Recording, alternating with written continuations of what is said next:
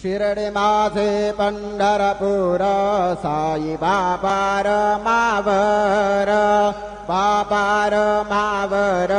साई बाबार मावर शुद्ध भक्ति चंद्रभागा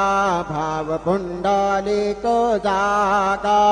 पुंडलिक जागा भाव पुंडलिक जागा याहो याहो अवघेजन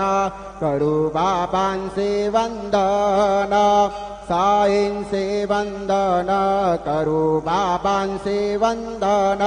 गणू म्हणे बाबा साई धाव पाव माझे आई पाव माझे आई धाव पाव माझे आई श्री